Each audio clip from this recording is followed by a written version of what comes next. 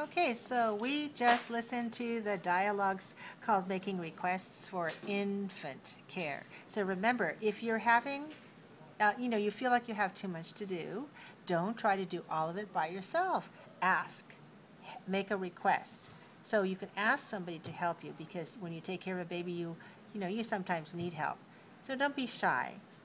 And also learn how to ask, how to make requests in English.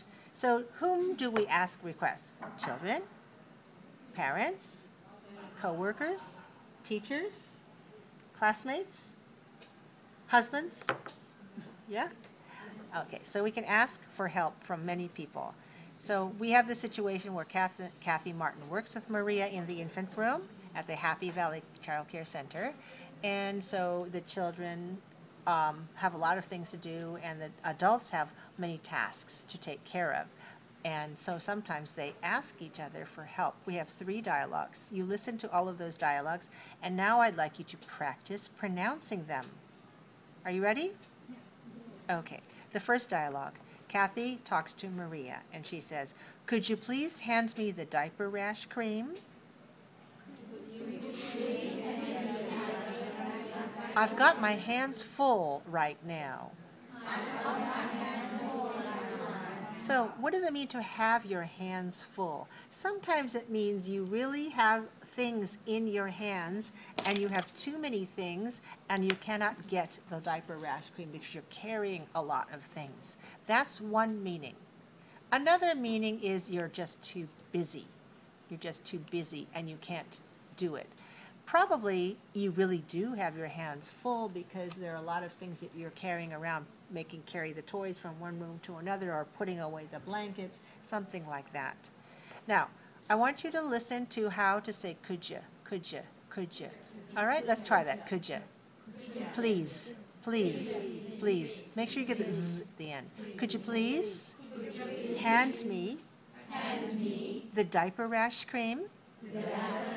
I've got my hands full.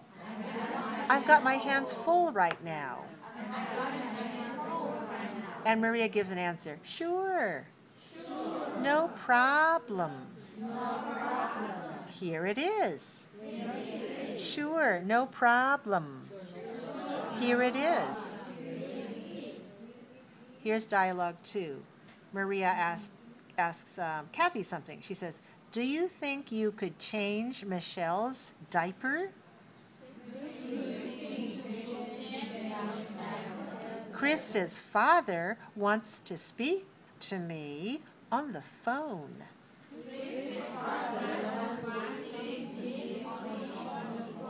Okay, so obviously Michelle's diaper is wet or dirty and Maria wants to change it, but because another child, Chris's father called and wants to speak to her, she can't do it at this moment, so she asks for help.